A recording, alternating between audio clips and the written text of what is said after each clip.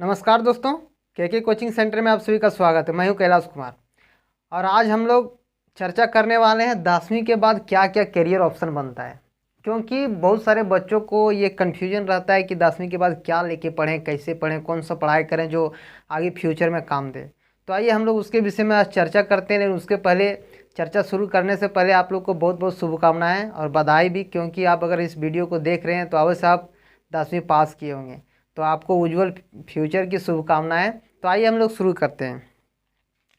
तो देखिए, 10वीं पास करने के बाद हम लोग के पास बहुत सारे ऑप्शन हैं, लेकिन अलग बात है कि सबको एक ही तो ऑप्शन जचेगा नहीं, इसलिए सब अलग अलग क्षेत्र में, अलग अलग फील्ड में अपना फ्यूचर बनाते हैं जिसको जो सूट करता है। तो आइए हम लोग शुरू करते हैं। सबसे अगर यहाँ पर मज़ेदार जो करियर ऑप्शन है या फिर क्षेत्र है, फील्ड है, उसको साइंस को बोला जाता है। काहे कि साइंस का महत्व, उसमें सब्जेक्ट जरा अच्छा अच्छा है तो उसका अलग महत्व है। तो सबसे पहले हम लोग जानते हैं साइंस के विषय में। देखिए, साइंस लेने का दो ही वजह होता है, या फिर आपको मेडिकल में जाना है या फिर आपको इंजीनियरिंग फील्ड में जाना है। आपको इंजीनियर बनना है या फिर डॉक्टर बनना है, डॉक्टरी फील्ड में, मेडिकल क्षेत्र में आपको जाना है। तो देखिए, आपको अगर मेडिकल में जाना है, इंजीनियरिंग करना है, तो आपको पीसीएम लेके पढ़ना पड़ता है। कहने का मतलब है फिजिक्स, केमिस्ट्री और मैथ, आपको ये होना चाहिए सब्जेक्ट। आप ये 12th कीजिएगा तो ये पीसीएम लेके कीजिएगा तो आपको इंजीनियरिंग फील्ड ये हो गया। 12वीं इसको करने के बाद आगे आप इंजीनियरिंग में जा सकते हैं, कंपटीशन कर सकते हैं। AIEEE, IIT, ये सारे कंपटीशन बैठ के, या फिर बीटेक वगैरह कोर्स इस क्षेत्र से कर सकते हैं। या फिर दूसरा उद्देश्य होता है, कोई पीसीबी 12th करता है, पीसीबी लेके, फिजिक्स, केमिस्ट्री और बायो लेके, उसको मेडिकल क्षेत्र में जाना होता है, एमबीबीएस वगैरह, या फिर कोई भी पारा मेडिकल करना होता है। तो इसलिए वो पीसीबी लेके करता है मेडिकल क्षेत्र में। करने का यही उद्देश्य होता है। मुख्य रूप से दो ही उद्देश्य होता है साइंस लेने का। लेकिन तीसरा उद्देश्य लास्ट ये भी होता है कि बहुत बहुत स्टूडेंट को टीचर भी बनना है। जैसे आपको फिजिक्स का टीचर बनना है, मैथ का टीचर बनना है, केमिस्ट्री का या फिर बायो का टीचर बनना है, तो आप भी इस क्षेत्र पर जा सकते हैं। बॉटनी से करना है तो आपको इस क्षेत्र पर जाना, साइंस से आपका साइंस में स्कोप है। अगर आप पीसीएम लेते हैं तो इंजीनियरिंग में, और अगर पीसीबी लेते हैं, फिजिक्स, केमिस्ट्री, बायो, तो आप मेडिकल क्षेत्र में जा सकते हैं। और लास्ट में अगर आप ये इसको, अगर आगे तक इसको पढ़ाई कर लेते हैं सिलसिलावर ढंग से, आईएससी, बीएससी, एमएससी कर लेते हैं, तो आप टीचिंग लाइन में भी जा सकते हैं। अब दूसरा इसका जो महत्व है, या फिर जिसको दूसरे नंबर में लोग इसको वैल्यू देते हैं, वो है कॉमर्स का फील्ड। ये दूसरा है।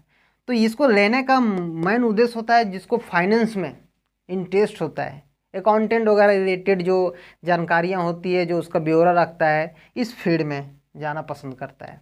जैसे इस पर क्या आ गया, देखिए, फाइनेंस है, बीसीए, एमबीए, ये सब कोर्स अगर आगे फ्यूचर में करना है तो आप इस क्षेत्र में जाइए। अकाउंटेंट बनना है, सीए करना है, अगर चार्टर अकाउंटेंट बनना है, या फिर होटल मैनेजमेंट जैसे कोर्स करना है, तो आपको अकाउंटेंट पढ़ना पड़ेगा, जिसमें अकाउंट, बिजनेस स्टडी, ये सब पढ़ना पड़ता है। बिजनेस से रिलेटेड जानकारी अगर आपको रखना है तो ये मैनेजमेंट जैसे कोर्स के लिए कॉमर्स आपको बहुत अच्छा है। और इसका डिमांड भी है, अकाउंटेंट का बहुत डिमांड है, सीए का भी बहुत डिमांड है, होटल मैनेजमेंट का भी विदेशों तक यहाँ के स्टूडेंट जाता है, इसका बहुत डिमांड है। अब तीसरा फील्ड रह गया आर्ट्स, जिसको लोग कम आंकता है। मतलब कहा जाता है कि तेज स्टूडेंट इसमें नहीं आता है, लेकिन ऐसा कुछ नहीं है। सब सब्जेक्ट का अलग अलग महत्व है। इस पर देखिए, लैंग्वेज का अगर जो आपको जानकारी रखना है, लैंग्वेज का टीचर बनना है, इसमें भी आप टीचर बन सकते हो, कॉमर्स में भी। लेकिन अगर आर्ट्स में अगर लैंग्वेज का टीचर बनना है तो आप आर्ट्स रखिए, इंग्लिश का टीचर बनिए, हिंदी का टीचर बनिए, ये इसका आप टीचर बन सकते हैं इस पर, या फिर इसमें आप आगे तक पढ़ाई कर सकते हैं। फिर जैसे हिस्ट्री आपको पढ़ना है तो हिस्ट्री आर्ट्स में आपको जाना पड़ेगा। Geography, economics, psychology, sociology, political science, ये सब जो सब्जेक्ट है, इसको आपको पढ़ना है। इस पर आपको रुचि है तो आपको आर्ट्स लेना पड़ेगा, या आर्ट्स लेकर इसको आप पढ़िए। अब देखिए, और इस पर है बहुत 10th के बाद ये तीनों तो मुख्य रूप से जनरली लोग ही इसी पर एडमिशन करता है, लेकिन इससे हट के भी बहुत सारा क्षेत्र है जो हम लोग को जानकारी से बाहर है। तो आइए हम लोग कुछ जानते हैं। जैसे पॉलिटेक्निक है, आपको जूनियर इंजीनियर बनना है, 10वीं से आप इस पर जाइएगा तो ये 3 साल का कोर्स है।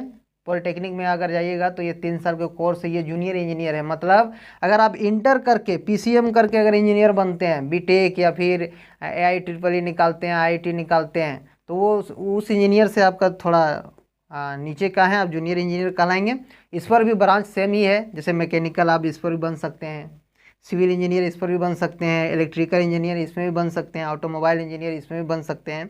तो इसमें भी 10th के बाद भी पॉलिटेक्निक में जा सकते हैं, 10 के बाद पॉलिटेक्निक में जा सकते हैं। और इसका 3 साल का कोर्स है और ये स्टेट सरकार इसका कंपटीशन भी करवाती है, मतलब अब प्रतियोगिता परीक्षा का भी इसका इंट्रेंस एग्जाम होता है, उसके थ्रू भी आप जा सकते हैं, डायरेक्ट भी एडमिशन कर सकते हैं। और नहीं तो फिर आप इंजीनियरिंग का डिप्लोमा भी कर सकते हैं। इसका शॉर्ट 2 साल का कोर्स भी होता है इंजीनियरिंग डिप्लोमा, आप इसका 10वीं के बाद इस कोर्स भी कर सकते हैं। लेकिन अगर इसी से रिलेटेड अगर ये 3 साल के 2 साल के कोर्स करना है तो इसमें भी है, देखिए ITIO है, इंडस्ट्रियल ट्रेनिंग इंस्टीट्यूट, अब ये भी कोर्स कर सकते हैं।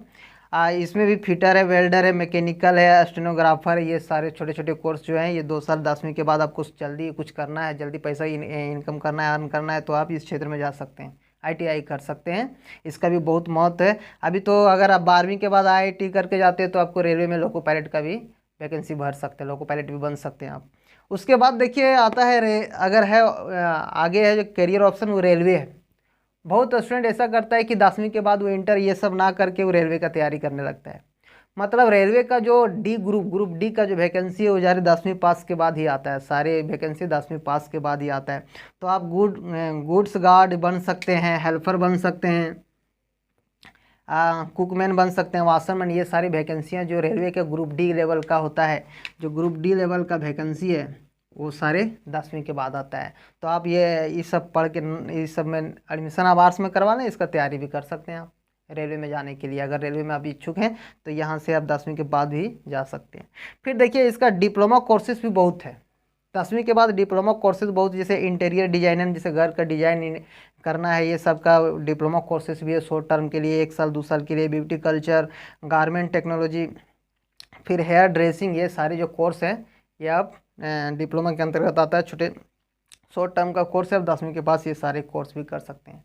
और शॉर्ट कोर्सेज भी बहुत है जिससे जो लाइफ में बहुत फ़ायदा है, या फिर इसका करियर ऑप्शन बहुत ज़्यादा है। जैसे आप टेली कर लेते हैं, टाइपिंग कर लेते हैं, ADCA advance diploma in computer application, ये सारे कोर्सेज अगर कर लेते हैं तो आपको अगर जल्दी कुछ करना है, मतलब अर्न करना है कुछ, तो आप ये सारे कोर्स करके अर्न कर सकते हैं। टाइपिंग अपना सीख के या फिर टेली करके या फिर ADCA जैसे कोर्स करके आप इसमें अपना करियर बना सकते हैं। अब देखिए एक पारा मेडिकल में भी 10वीं पास से आप जा सकते हैं। जैसे इसका कोर्स है DMLT, diploma in medical laboratory technology, मतलब आप जो मेडिकल में लाइब्रेरी होता है, लेबोरेटरी होता है, उस पर आप यहाँ इसका पारा मेडिकल में जाके कोर्स करके सीख सकते हैं, इस पर आप जा सकते हैं, अपना करियर बना सकते हैं। फिर DOT है, डिप्लोमा इन ऑप्थेल्मिक असिस्टेंस, ये कोर्स भी कर सकते हैं आप पारा मेडिकल में जाके। तो ये सारे कोर्स है, आप जिसमें इंटरेस्टेड है आप उस पर जाएं और उस पर अपना फ्यूचर बनाएं। आप लोग को फिर एक बार बहुत बहुत शुभकामनाएं इस आपके उज्जवल भविष्य के लिए, आगे फ्यूचर के लिए। और उम्मीद है कि आप लोग को पसंद आया होगा, तो ज़रूर लाइक कीजिएगा, कमेंट कीजिएगा। आप लोग को उम्मीद है कि कुछ जानकारी आपको फ़ायदा लगा होगा। लेकिन एक बात याद रखिएगा, ये अगर आपको टीचिंग लाइन में जाना है तो ये आर्ट्स साइंस कॉमर्स कुछ भी कर सकते हैं, कोई भी सब्जेक्ट से पढ़ सकते हैं जो आप इच्छुक हैं, और उस पर आप एक सब्जेक्ट लेके टीचिंग लाइन में भी जा सकते हैं। तो बस आज का वीडियो इतना ही रखते हैं। फिर अगर 12वीं के बाद अब क्या क्या स्कोप है वो नेक्स्ट वीडियो में बताएंगे।